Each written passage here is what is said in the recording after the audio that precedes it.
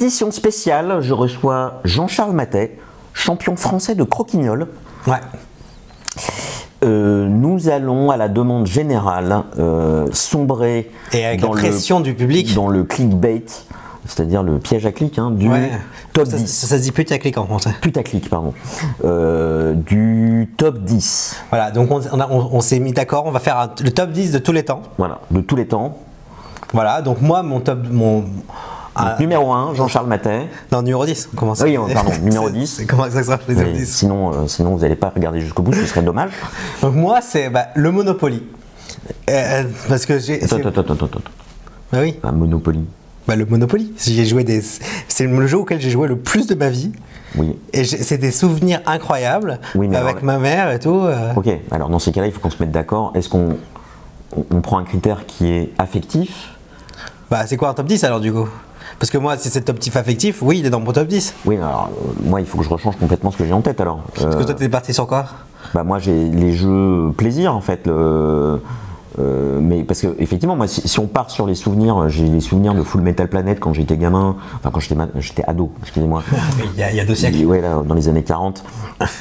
Et où as les joueurs qui chopaient les minerais sous mon coude et en fait ils me rendaient les cailloux c'était le samedi soir, ils me rendaient ma pondeuse météo le lundi matin, on trichait comme des malades et en fait on avait les parties, c'était marrant, mais tu vois, objectivement aujourd'hui, déjà Full Metal Planet, la question c'est parce que quand tu regardes les top 10 des youtubeurs, c'est souvent des jeux des 5 dernières semaines, mais c'est... Non, mais t'as des jeux, tu prends Tom Vassell, il avait Le Havre pendant longtemps en numéro 1, Mike Delicio sur le Dice Tower aussi, il avait Sight pendant des années, mais ça reste des jeux modernes. Tu vois, Monopoly, c'est quand même le jeu qui était déjà vieux quand tes parents étaient enfants. On est d'accord. Non, peut-être pas, parce que ça date de quand le Monopoly? 1930. Alors c'est petit, je dis ça, c'est peut-être lié aussi au fait que moi le Monopoly, j'ai trouvé ça toujours trouvé ça chiant comme la pluie. Mais il faut jouer avec les enchères et la négociation. Mais apparemment le Monopoly c'est toi d'abord, et si tu passes ton tour, il y a les enchères. Oui. Donc c'est pas, enfin voilà, t'as intérêt à acheter à chaque fois. Oui, mais sauf que si tu dis non, ça commence à 5 et tu peux l'acheter à 5. Ah, celui qui a passé peut l'acheter? Oui. Oui, mais non, mais il y a des stratégies. Non, mais. Oui. Ouais. Non, bref. Okay, tu peux te retrouver à acheter un truc vraiment pas cher. Donc, bref. C'est un très bon jeu. C'est un très bon jeu si on joue avec les vraies règles. Alors, j'ai vu qu'il y avait un Monopoly Chevalier du Zodiac. À un moment donné, j'ai vu passer ça à la Fnac, je crois. Ah oui, mais après, il y a plein de versions. Là, mes voisins, ils ont reçu un Monopoly. Je vais y jouer avec eux. Avec des points de victoire. Alors ça, je sais pas ce que ça donne. Ça ressemble un peu à Catan, d'après les règles. Je vous dirai si c'est bien ou pas. Ça s'appelle Monopoly? Ça s'appelle Monopoly Plaza, dans ton genre. Okay. On en parlera. Mais du coup, si on fait un top 10, qu'est-ce qu'on fait? C'est ce qu'on fait. Je sais pas, mais c'est vrai que... Un top 10 des dernières 5 ans? Mais c'est vrai que le problème, c'est comme si tu dis... Enfin, on va avoir le même problème de quel est ton plat préféré et j'hésite entre la fondue sourd et la tarte aux framboises, quoi. Oui, il y a un moment donné... faudrait au minimum filtrer par catégorie. On peut faire comme Arnaud, il a fait 37 top 10, un pour chaque poste d'ouvrier, un pour machin, c'est chaque catégorie. Oui, mais alors, tu vois, pourquoi pas? Non, mais pourquoi pas, mais c'est vrai que tu vois, catégorie, pour moi, c'est pas forcément mécanisme. C'est-à-dire que mécanisme, déjà, tu t'enfermes dans des jeux. Tu vois, c'est suite à une discussion que j'avais eue avec Jean-Philippe Despotes, alias Jean-Michel Fat Game, Jean-Michel Grosjeu, qui est... C'est vrai que lui, les euros, ça ne l'excite pas parce que justement, on parle de jeu de placement d'ouvriers où le mécanisme prend le pas sur le thème du jeu. Oui. On peut aussi faire un classement transverse avec le plaisir. Oui, mais on est d'accord. Mais après, est-ce qu'aujourd'hui tu joues au Monopoly?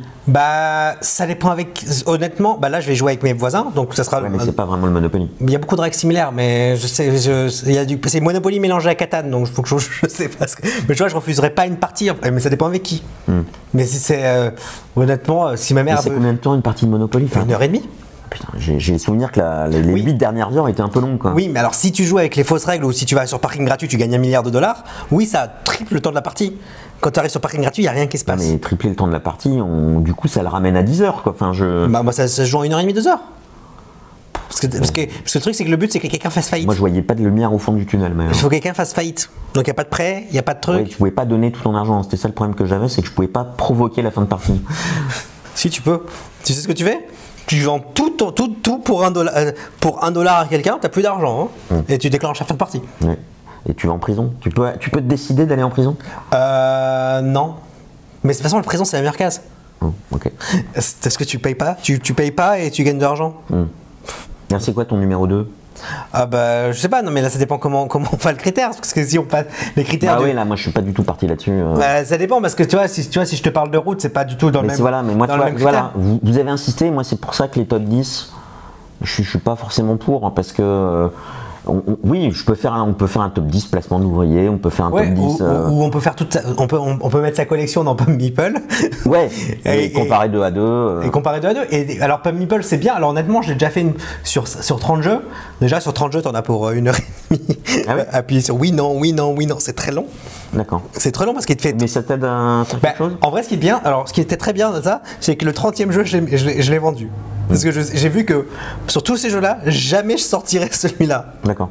Donc, oui, on peut faire ça, mais est-ce que ça a vraiment de sens? Parce que justement, on compare, je sais pas moi, Momalin et Route, qui sont tous les deux des très bons jeux.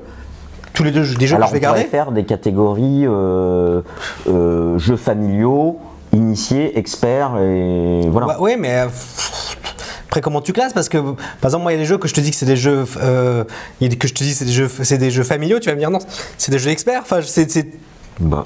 Mais il y a plein de jeux, je te dis c'est facile, tu me dis c'est dur. Non mais lui, oui, mais tu perds. Mais c'est pas grave. Ouais, c'était quoi ton dernier truc? Origine, c'est un jeu d'ambiance. Bon c'était hier, t'as perdu. Non, c'est toi qui as perdu beaucoup. Non mais il y a un gagnant et des perdants, on est d'accord? Oui. Est-ce qu'on est d'accord sur cette définition? Voilà. Est-ce que tu étais le gagnant? J'étais le deuxième gagnant. Voilà, donc il a perdu. Mais c'est vrai, je me suis amusé. Oui, d'accord. Tabanoussi aussi, il me dit c'est un jeu d'ambiance, paf, tu finis dernier. Oui. Et pendant la partie, non, je crois pas. J'étais pas loin. Il était pas loin, il était au moins 30 points du deuxième. Non mais c'est vrai. Pour celui-là, oui. 15. Okay. Mais ce que je veux dire, c'est que moi par exemple, est-ce que moi je séparerais plus, si je devais faire un truc, les jeux d'ambiance, mes jeux d'ambiance purs. Après, il faut le définir. Moi, mon critère, ça serait plus mon top 10 des jeux de moins de 15 minutes. Mon top 10, oui, on peut faire par mon top 10 des jeux de 15 minutes à 1h30. Oui, mais alors, par contre, et mon top 10 de plus d'1h30. Quand je joue avec Vincent à Ark Nova, c'est 2h30, 3h. Oui, mais genre Ark Nova, c'est dure 1 heure, donc je sais pas. Après, non, mais tu vois, on va pas avoir les mêmes jeux dans les mêmes catégories. Oui, parce que si tu ça, c'est totalement subjectif, un temps de partie. Ça dépend des joueurs. Ça dépend des joueurs, donc donc on sait pas. Donc si tu joues une partie d'Ark Nova en 4 heures, c'est moins drôle. Je te confirme. Alors que Ark Nova, tu fais ton petit zoo, t'es marrant, c'est drôle. Il y a une ambiance, tu dis t'as vu, moi j'ai fait un move. C'est un jeu d'ambiance. Ouais. Bon, voilà, vous avez vu tout le problème. Donc on va éliminer le truc jeu d'ambiance, expert, machin. Et moi honnêtement, par exemple, quand je conseille des jeux aux gens, moi je fais toujours ça. Je leur dis, et c'est peut-être comme ça qu'on préfère, je dis combien de temps tu veux jouer, combien de temps tu es prêt à t'asseoir pour des règles. Moi ma première question c'est t'as déjà joué à quoi et qu'est-ce que t'aimes? Non, mais non, parce qu'ils savent rien. Si la personne n'a jamais joué. Ah oui, si la personne n'a jamais joué. Si elle n'a jamais joué, je lui demande combien de temps de règles t'es prêt à subir. Et si le mec il me dit 1 heure, je sais que je peux lui présenter à peu près tout ce que je veux. Il y a des gens qui me disent 1 heure. Il y a des gens qui n'ont jamais joué et te disent je suis prêt à m'encaisser 1 heure de règles. Ouais, par exemple l'opticien Camille, il m'a dit ça, donc il faut qu'on organise un truc d'ailleurs avec lui. Mais du coup, c'est vraiment combien de temps de règles et combien de temps de jeu. Par contre, un jeu de plus de 2 heures, ça m'intimide. Je dis très bien, un jeu avec 1 heure de règles et 2 heures de jeu. Il y a Station Fall. Non, Station Fall, c'est 2 heures de règles, 1 heure de jeu. Non, c'est 45 minutes de règles quand j'explique. Oui, 1 heure de jeu. Oui, mais voilà, donc moi c'est comme ça que je classe ces jeux. C'est temps d'explication de règles et temps de jeu. Et c'est comme ça, c'est comme ça, et nombre de joueurs aussi. Ou soit on préfère un classement par nombre de joueurs? Je pense en tout cas que c'est raté. Hein. Parce que là je crois qu'on dépasse les 10 minutes. On avait 10 minutes par jeu, je crois. Ouais, là on a 10 minutes là. Ouais, donc on va pas y arriver là. Bon c'était notre top 10. Alors, dites-nous, vous, votre avis sur les top 10. Alors déjà, parce qu'on oublie à chaque fois de le dire, abonnez-vous, pouce bleu. Pouce bleu. Ou alors sinon, Patreon. Si vous n'aimez pas, donnez de l'argent sur Patreon. Voilà, et sinon vous pouvez cliquer 2 fois sur le pouce en bas. C'est mieux, ça aide aussi. C'est bon pour. Il sait comme ça YouTube. Voilà. Qu'est-ce qui vous intéresse dans un top 10 comme critère en fait? Et aussi, on voit sur la toile sur YouTube que les top 10 sont beaucoup regardés. Pourquoi est-ce que les top 10 vous intéressent? Moi, je sais, c'est parce que les gens ils veulent des recommandations de jeux. Ils veulent des recommandations de jeux. Il vient de me péter ma question, je voulais que le commentaire. Tout ça c'était pour alimenter la chaîne YouTube. Ah oui, bah, dites-moi si j'ai tort. Surtout, dites-moi. On se quitte en musique.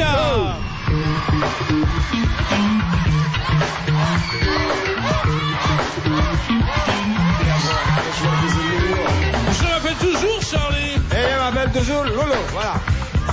On est sur MC pour le Machine. Le samedi, en compagnie d'un public en folie. Le samedi, en compagnie d'un public en folie.